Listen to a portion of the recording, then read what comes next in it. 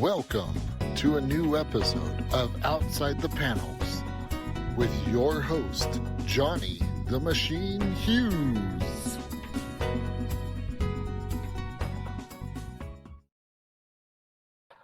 Welcome everyone to an episode of Outside the Panels. I'm your host, Johnny the Machine Hughes, and by now you know that I love comics from all corners of the creative spectrum, be it big two, be it indie, Kickstarters, small press, indie books. Got one for you to look at today with the fantastic writer, creator of the book, Kittys Bordello. It is none other than Kevin Zoldan. Kevin, how's it going? It's going great, Johnny. I appreciate you for having me, brother. Thank you. You are more than welcome. More than welcome. Tell us a little bit about Kittys Bordello. What's the story behind this little bit of wartime espionage come sultry setting? Yeah, so it's based on true events of World War II. The Nazis, they take over a brothel. They put microphones in the walls, and they basically spy on their own people. They spy on their comrades, and they come up with some pretty fascinating stuff. And they use it against them. And it's all based on true life. There is some historical fiction twist at the end just to make it. You know, you need to liven it up because World War II really wasn't very female friendly, and I feel like nowadays it needs to be an empowering story and a little bit of historical twist on there to make it a little bit more relevant and up to date. But it's a phenomenal story. I came across it on Wikipedia, and nobody really has done the story yet. So I was like, this is gold. I'm stoked. Yeah. What do you think the attraction is of reading something that is based in history that is kind of like the X-Files? The truth is out there. Maybe not quite spooky Mulder, but so what do you think the fascination is kind of looking back in history and saying, well, these are the stories that define a time? Gotcha. Well, first and foremost, you don't really need to be a fan of history to enjoy the story. It's a completely entertaining and amazing story, regardless if you're into history or not. The fact that it is based in fact makes it, it just ups it another tier, in my opinion. But just like Inglourious Basterds, you didn't need to know a whole bunch about World War II to be able to enjoy that story. Yeah. If you knew, there were little tidbits that were dropped in there, little Easter eggs, just so you understood the story more. But first and foremost, it's meant to be entertainment, and it's meant to be a good time. Even though it's very depressing and very serious story, there's still entertainment value to it. It's interesting because you mentioned that we try to be realistic historically. Of course, there's going to be some dramatization of that, because we are in the entertainment business after all. How difficult was it for you to kind of balance the realism of history with especially you mentioned before about how female women and women weren't kind of given their equal rights? How was it? Was it difficult to kind of bring that up to spec for a modern world? Not really. So if you follow the events of history and the collapse of it, that's really when they kind of take advantage. Not to spoil too much, but there's yeah, well, it doesn't spoil anything at all for sure. But it's there's plenty of opportunity there for somebody to step up and do what needs to be done. That's correct. So that opportunity for that little twist was there, and I just took advantage of it when I was researching. I did a ton of research. I read at least 3 or 4 books on the subject. So, what is it you think? Why do we like the strong female heroine and the things that she goes through? Why are we enthralled by characters like I was going to say Salt, the movie and the one with Scarlett Angelina Jolie. Yeah, the Angelina Jolie movie. Then they've got the Scarlett Johansson one where she takes a little bit of the race in front of her. She gets all the super like brain power stuff going on. Why is it that we like these characters, and why do we like them to succeed? Because if you look at even nowadays, like they're still struggling for equal rights, equal pay, numerous things, equal in society. It's still not there yet. So I think we like to see our females progress in a way that's empowering. It's we enjoy it, and if and I think I honestly do think society's going to catch up. Cool. Yeah, it's already working that way with the Me Too movement. Everything's getting a little bit more on par. I don't know if you're a punk rock fan, but Anti-Flag, the singer just got thrown. I don't want to say thrown under the bus, but brought to light what happened with sexual assault cases. So things are happening even with underground people. Things are happening to where it's a little more even, and and we believe females that speak out and speak the truth, and it needs to be brought to light. Harvey Weinstein, I'm completely happy this is finally. I'm completely happy that this is happening in life. It's out in the open. Exactly. And it's only a matter of time before females are recognized as equals. I mean, it's right side of history, right? Yeah. You don't have to talk to me. We've had two female prime ministers, so there you go. Yeah, we're ahead of the curve on that one. I voted for Hillary. Three. We had three. I apologize.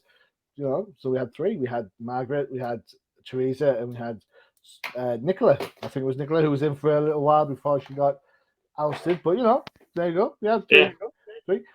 There's more equal opportunity right there. Some of them get ousted too, right? That's same as men.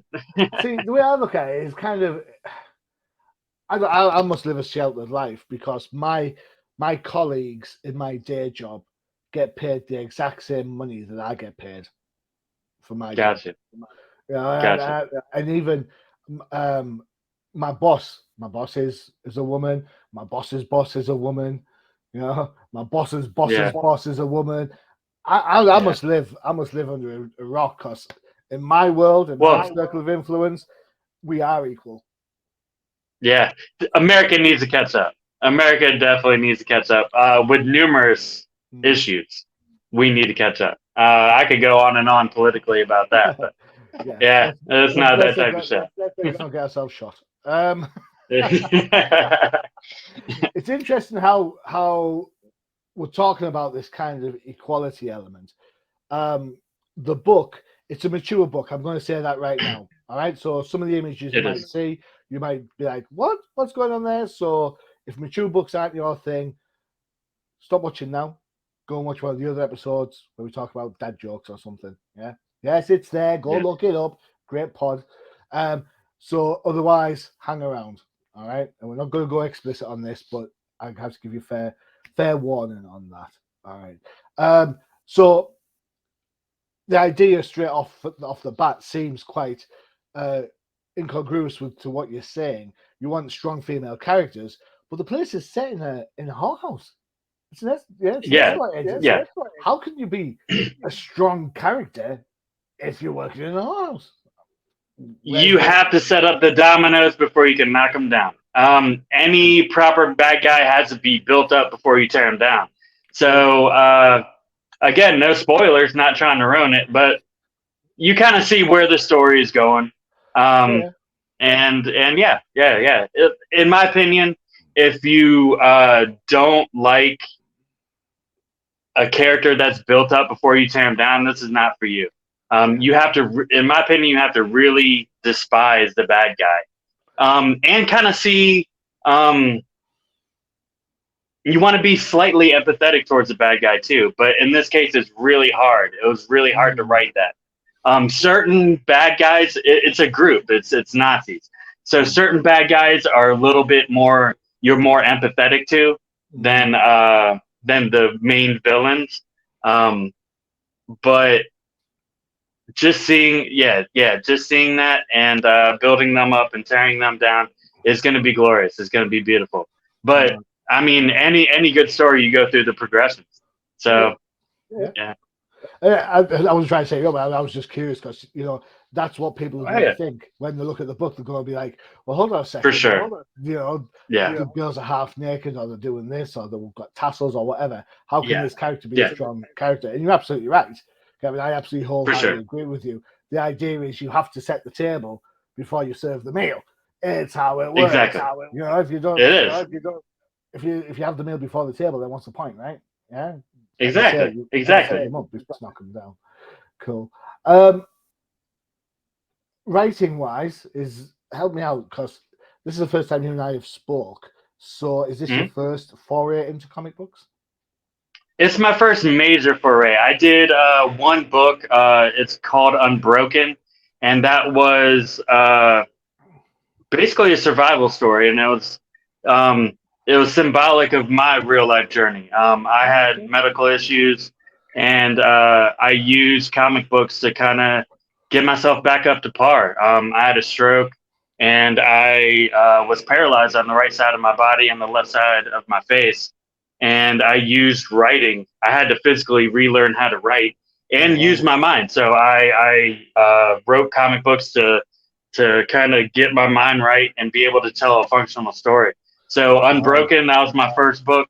It was therapy. It was therapy, and now with this book, it's a progression of that. I started researching this during that leave from work. It's when I discovered this story, and it turned into 5 books.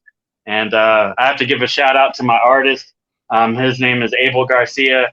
He's from Barcelona, Spain, and I absolutely love him. The work he is doing on this series is phenomenal. It's amazing. So yeah, I have to shout him out too. Well, I was going to get there. Don't worry. I agree with you. By the way, I absolutely agree with you. I love the art in this book. I think there's some lovely clean lines in this. I think the colours, which has one of the things I kind of spot on a small press or a really web type comic where you don't have the full backing of a studio. The colours are things that I noticed the most as being kind of not quite there, if that no insult intended. But the colours of this book work really well, evocative of the kind of speakeasy nature, if you want to use that word, for the environment, the darkness of the war, and the pressures that everybody's under. So I think the art works really well, to be honest. Thank you. So the backgrounds are all black and white, grayscale. That was kind of done intentionally because they're living in this world that is grayed out, that is washed out. There's not much liveliness in the environment that they're in. So that was done intentionally. And the people, they still have their energy. So the people are in color and it pops. Whatever they touch turns to color too. So there's little bits of Easter eggs in there. But that goes along with the story later too. I don't really want to divulge too much of that. We're not going to give the story away. We want you to go out and buy the book. Don't worry. That's it. Well, the first 2 are free. I just want you to read it, really. Yeah. I just want you to be able to enjoy it and get into the story. And the last 3, we'll worry about those later. But the first 2, I'm just trying to get you into. Yeah. Well, I've got to say, because I mean, I love the art. The art works. And you're talking about pretty girls in a sexy situation, allegedly. You're going to get people's attention. What I think surpasses that is the complexity of the story. You've got to watch what's going on. It's very much because you've got bad guy spying on bad guy, and the other thing that Kitty's involved in, and then of course the thing that she has to go through to enable to do that. There's a lot of moving plates, and I think if you just get hooked on the visceral, on the art, I think you miss some of the who's who and why's why. So I think that's Thank you in itself for making sure that, you know what, when we talk about mature storytelling, we're not just talking about tits and ass. We're talking about serious motivations, characters doing things that they have to do in a dark and serious place, and the cast of characters that have their own, I suppose, agenda. Because I read the first issue and I'm thinking to myself, I'm not even sure there's a good guy in there. Yeah. They're all a little bit shady, but I was like, yeah. It's the character spoke to me. Stedman, he's the only one out of that first issue that is completely fictitious. I made him up, but still, he even has. You're right. Like a little, you're not sure of him yet. You know what are his motivations? He's there to tell a story, but he's also there to keep you a little bit more grounded and realize that it is a messed up world that you're reading about. He's a journalist. And he goes over, he's an American journalist, and he goes over to Germany to kind of get the full story. But yeah, he still has that shadiness vibe to him. I agree with you fully. But the characters, they're just so lively and so full of potential that I didn't really have to do too much manufacturing. They basically just spoke to me when I was writing the story. And I just tried to go along with what really happened, but also there are some twists. So I would be like, well, how would this character really react to this situation? And it, the answer is right there if you just look at the characters. It is very character driven. So I appreciate you saying that. That means a lot to me. Oh, you're welcome. You're welcome. One of the other things I'm going to say, I have to say this. In the middle of the darkness of the first issue, there is a gag in there that when I saw the gag, I laughed my socks off. And I'll tell you what it is. Are you ready? It's the chair gag. Yeah, that's the chair. Yeah. I was like, because I'm reading. So the book, this has so many different voices. On one hand, it's the sexy madam doing what she's doing. On the other hand, the altruistic character who's trying to do the best for people. Then you've got spy versus spy going on, and then Stedman, you've got him as like a gumshoe detective type of thing going in. So there's all these different kind of voices and tones going through the book. And then when he says, "Oh, I'm going to need a chair," and I just thought it was just like a throwaway line. And then 2 pages later, he sat on a chair. I'm like, "Oh my god, that's brilliant!" I was like, "Wow, yeah." With a story like this, using humor is kind of difficult. I felt like especially the first book, could use something a little bit to brighten it up. So thanks for saying that. That's It must be kind of gratifying. I'm reading this book for the first time, so I can talk to you about it. Hopefully, I'm picking the right points, and for sure. That I'm picking these up. So it must say something about your writing in the book as a whole, right? Oh, for sure. I appreciate it. The second book, it's basically the rest of the cast of characters being introduced. I feel like the first two, it needed 2 books. I know there's even more to the story. So, but all relevant, all relevant. But I feel like it needed 2 books to be able to properly introduce the full story, because there is a lot going on. It is a lot, but it's very entertaining, and maybe a little, I don't know, somebody said it's you write like a smart guy, and I was like, well, thanks. I didn't know how to take it. I was like, thank you. I appreciate it. But yeah. Wait a minute, you're talking to other people. I thought we had something special. Oh, you're gonna be that. Oh, there's other people, Johnny. I appreciate you, but it's not it's promiscuous, brother. It's promiscuous. That's told me. All right, okay, no, I'll kidding aside. It's fine. We're going to take a quick break for our other shows, before I get into looking some more of the art of the book and talk about some of the characters on there. Before you do that, Kevin, what was your inspiration growing up, comic book wise? Are you a Marvel, DC guy, indie guy? What's your passion? So growing up, it was really Marvel, but I got really into the dark side of Marvel pretty early. Punisher. All right, Punisher. Yeah, Punisher.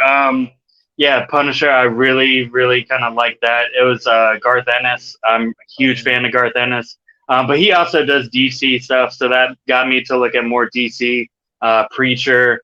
Watchmen really kind of just blew my mind apart and then reassembled it, and I had to figure out what was going on.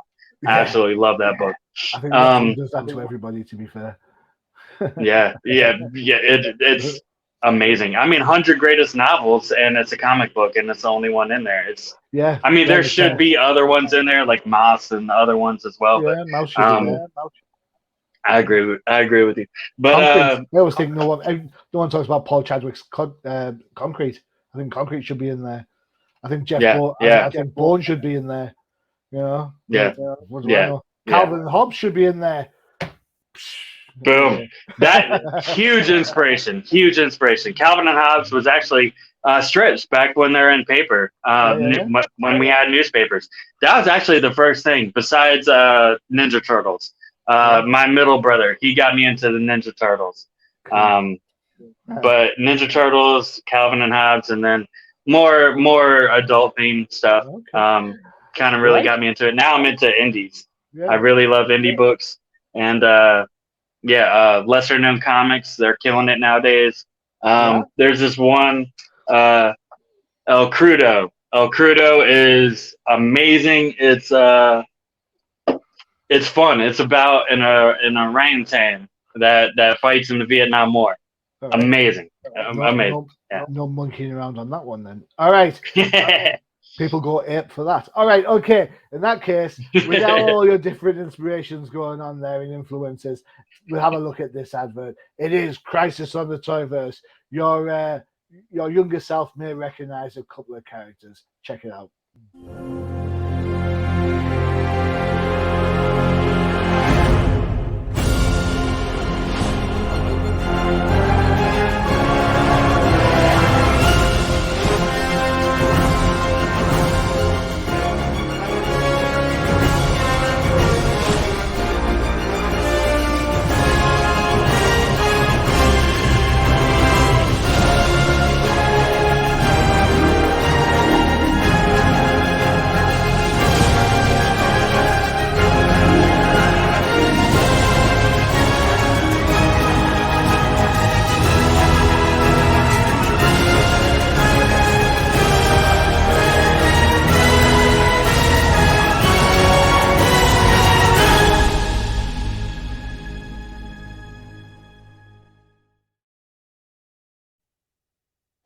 There you have it. Crisis in the Toyverse with Bobo. For all your figure needs. There you go. Yes, I know he takes them out of the packaging. No, it doesn't matter if you do or don't. Each to their own. Simple as. Before you mentioned Turtles, Kevin, it's my birthday in a couple of months' time, and my wife was like, "Can I have a list of stuff in case I get stuck buying this stuff, books and things?" So yeah, fine, cool. So I put my normal Stephen Seach requests in. She knows I love Sunstone. And then the second book was The Last Ronin. And she was like, "The Last Ronin? What's that about?" I was like, "It's the Turtles." She goes, "You want the Turtles book?" I was like, "Yeah, you need to read this book. This book is like the bomb." So yeah. That's I love the direction that they went. They kind of spread out and kind of did everything. They still doing the family friendly stuff, and Ronin is a little more adult oriented. Genius. It's funny because you talk about twists in your book, and we're not going to reveal anything. But the twist in Ronin as to who the turtle is was absolutely. It's just a piece of whoever thought it was that one is a piece of genius. Absolutely. Yeah. So. Yeah, great writing. I love that book. Love that book so much. So here goes. He's hoping. I've been really good this year. Come on. Yeah. I hope you get it. I hope you get it. Yeah, it would be fine. I'm sure. I'm sure we should. To be fair, my wife is pretty damn good at stuff like this, so it's fine. Right, we're going to have a look at some of the art. So check it out. It can't be a bordello or a whorehouse without some pretty ladies. And there we go. There's a couple. Fashion. Did you research the fashion of the time? Yeah, my artist did a lot of it. I put some reference photos up, but he really dove in.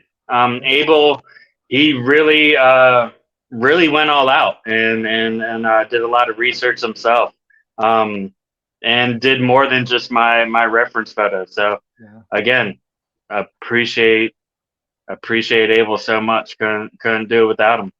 There is something classic, isn't there, about that whole kind of long-lined look, that whole ball gown kind of silky satiny dress thing that just, I think, screams opulence.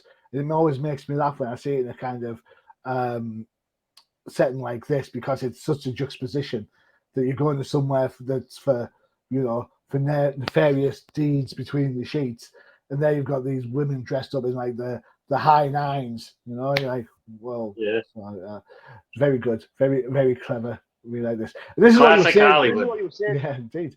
This is what you said about the color scheme. So the characters themselves have got the color. Notice the red dress, the grey silver dress there, but the background themselves are the kind of grayed out there. That's an interesting take, definitely. Yep. Yeah, it's symbolic and meaningful as well. It's not just a way to not do as much work. It means something, and it's a character in itself almost. So when it came to pacing the story, you mentioned that the first two issues are kind of like the intro of the cast of characters, and then you've got a 3-issue arc. So 5-issue arcs. You've got 3 left to go. Right. Do you feel that? Well, I think for me, I don't know how you feel, but for me, one of the things I noticed the most in modern day comics is the pace. How comics can either be elongated past the point of saturation. You don't need that extra filler issue, for example, versus a more compressed storyline where you get a couple of issues and then everything's done in the last. How do you manage to kind of make sure that you don't fall afoul of the modern day pacing issue? If you're spending 2 issues setting everything up and you've got 5 issues to play with, that means it's going to get pretty hectic on the last one, right? Well, the last 3 are going to be more climactic. The only thing I'm going to say about the third one is the first death is involved in the third issue. So dominoes start coming down, but it may not be who you think it is either. But I'm writing it down now so that I can't remember the name, but I've written something down. It's on my pad here, and after the pod, I'm going to show you, and you can tell me if I'm right. Got you. Well, in fact, I don't think you're right. I'll take the piece of paper and I'll stick it over here so you know that I'm not touching it anymore. There you go. And there's my pad. Got you. On the other side, look, see, I'm not writing anything. Got you. I'll get a little pencil and scribble and see what you wrote. But as far as pacing goes, I don't really like a lot of TV shows. I don't like a lot of comic books that have volume after volume after volume. I just feel like the story drags on no matter how great it is. Even Preacher, I feel like too many volumes that went on too long. So I like more of a movie type setting. All my work is very cinematic, and I like in and out. So a full story, start to finish, in and out. You get your story, you're done with it, you move on to something else. I just feel like I don't like stories that just drag. So everything that's in these 5 books, it's what is very imperative to the story. There is no filler book. Everything is right there. And as far as pacing, even though it's digital only right now, it's going to be printed eventually. So even when you flip the page and you get a whole new page to look at, I want it to be eye popping. That was my main sense of pacing. You don't want any story breaks in the middle of a page, you know. So yeah. So pacing basically is set by that. It is a slow burn, but a lot of storytelling that I like is kind of a slow burn. Cool. And yeah, and again, setting up dominoes. That's basically what I'm doing. And they'll all get knocked out. I'm all cool with that. So let me ask this question, and again, I don't know if this is spoiler heavy, and I don't want to know details. All right, so are we saying that once these 5 are done, that's the end of this, and then move on to something else, or is there going to be further sequels down the line potentially? Nope. 5 and done. It's going to be 5 and done, and then I'm gonna move on to another project. I'm already working on other scripts and things like that. But yeah, like I'm saying, you know, I want my career to be more of movies. Okay. So, and I don't want to be pigeonholed into something either. So, I want to do different types of stories, different type of storytelling, and kind of make it eclectic and, you know, a good mix. So, yeah, why stick to the same thing if you don't have to? And I feel like I'm not you know, I'm not jam packed into one round hole. I can be square, I can be triangle, I can be whatever needs to be done. So I like that. Yeah. I think that's, for me, that's some of the strengths of some of the indie creators out there right now, is the fact you've got places like Ahoy, Vault Comics, doing different books. You're not tied to the same thing. You know, I mean, even IGW and Boom are doing new books, not just the licensed stuff that you'd expect. I mean, don't get me wrong, there's always Zenoscope doing their thing, but, you know, that's Zenoscope, right? What do they know? Yeah. Speaking of Zenoscope, I'm sure they would love a panel like this in one of their books. There's a lot going on here. That's shenanigans going on, to say the least. Yeah. That's inside the brothel. That's the bar area. I wanted you to feel a part of it, and Abel. I wrote a very vague description, and this is what I got. So again, shout out to the artist, man. Abel's amazing. You can even see the detail work on the wine bottle. The wine that's being poured into the cup, it's red. It's red until it reaches the glass, and then it becomes grayed out too. Amazing detail. He's phenomenal. Can't say enough good things. When you, as a writer, are you full script kind of guy, or are you a Marvel style where you give just like vague points and kind of like, these are the key points I want to see? How we get there is up to you. So with this one, all 5 scripts are done, polished. I do little bits of editations until I do edit a little bit while he's working on the previous issue, and just refining it, putting in more Easter eggs. With his artwork, I discover certain things, and I'm like, oh, well, this character could be reused or something like that. So, you know, just certain things that I can add in there. But for the most part, completely full scripts, already done and accounted for. Cool.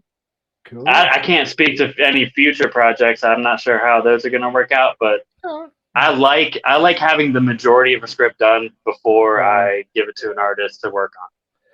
Do you find that you become your own little editor then?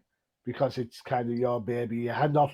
I always ask this of writers, because for me, I hate it when I have to hand something over for somebody else to do, and I'm like gritting my teeth. I'm like, oh, are they going to get it right or whatever? So when it comes back, I'm like, ooh, yay. I don't make comics. I was thinking more of my day job. So how's that for you then? Do you go through that same level of anxiety, or are you kind of like a hands-off kind of persona? It's a mixture of both, in all honesty. So the way I view it is, I'm the producer, I'm the writer, and I'm the editor. My artist, he's the director, illustrations, and Abel even does all the lettering himself too. So he does everything. He's a one-stop shop. I absolutely adore and love him. But so it's, if there's something that is not coming across the way the story needs to be told, we'll work on it together. We're really good with back and forth, even though we don't speak the same language. This dude speaks Spanish. I speak English. Modern day technology. It's amazing. Google Translate. Exactly. He puts all the scripts through Google Translate and goes from there. But yeah, we work really well together, and we'll hash it out and figure out what needs to be done and a good way to get there. Cool. Yeah. You mentioned Stedman. I can't go very. I mean, we looked at the girls, so we might as well check out the guy. There you go. There he is in all his grey, brown, dark glory. It's he is the gumshoe detective. You know, I can just imagine he's in a voice. The dame walked in. She looked like trouble. She smelled like trouble. She looked like fire. Yeah. He's that classic. He's that classic PI character from the 40s and 50s. Love that. Yeah. He's great, man. He's so imperative to the story, and he was actually the last character that I added. I had all 5 scripts finished, and I was like, it just needs something. There's not somebody narrating the story really to make you come back to the idea that you need to be grounded and realize that this is pretty insane what's happening. So Stedman was very easy to do. He's imperative to the story and adds a lot of extra layer to it. Agreed. Yeah. I can see why you think that. Actually, I can see where that comes from, because it is dark on top of dark on top of dark. You need something to lighten it up a little bit. We already talked about the chair gag, for example. His kind of observations on that just make me smile. He's got a lot of different avenues he can go down. So very versatile character. It's kind of like, and people are going to hate me for this, but I say this. It's kind of like the Deckard character in Blade Runner, but not the director's cut, the original one with the kind of that narration on the top of it. Deckard's kind of like tired old gumshoe type character, isn't he? Although albeit in a science fiction world, but yeah. I don't mind that version of Blade Runner. Everyone hates it, but I don't mind it. That's fine. I'm going to ask a question, because you sent some stuff over, and I really do appreciate you sending the stuff. It really makes a conversation much better when I have stuff to look at. What the hell is Pizza Party at Station? What's this all about? I was like, where is he sending me? And can I have a 10-inch, please? That's it, brother. That's it. That's what it's all about. So it's my publishing house essentially. All my work so far has been somewhat dark, so I want something a little bit more, lively and celebratory. So what I'm gonna end up doing is some friends of mine, they gave me this great idea about mini comics. So it's one page and you fold it a certain way, and it has panels throughout it, and you just read it. You put your QR code on it and stuff. So I want to start having pizza parties at different comic shops, because with the new age of everything being digital, I want to still bring the comic shop feel into what I'm doing. I still want to be a part of that world. And that's the only way I could really figure out how to tie the two together. So pizza party at the station. It's my publishing house, and I want to order pizzas at every comic shop I go to and start a pizza party. Declare the pizza party. So yeah. I get where you're coming from. I personally, I like floppy comics. I like holding the comic in my hand. But I'm in the UK. If I was in the UK, I'm not going to get a chance to look at your book unless it's digital. So digital for me is kind of it has to be a digital book for lots of small publishing. So especially starting off like printing floppies is not feasible. So we're going to bind everything in a volume and be able to sell it that way. That's what I'm going to kickstart. Once all the books are done, I'm going to bind them and sell the volume. But everything has to be digital until that point. So, yeah. So on the website, we're having a look now. You can actually read, as you say, a fair chunk of the comics. So, you get to see what's going on. All of first one. Yeah, all of book one is available on the website. And I know what everyone watching is thinking. How do you go from swanky dresses to this kind of panel? Well, you know what? I'm not going to tell you. Go and check the book out. The web address is just there. Look, dead easy. kittysbordello.com.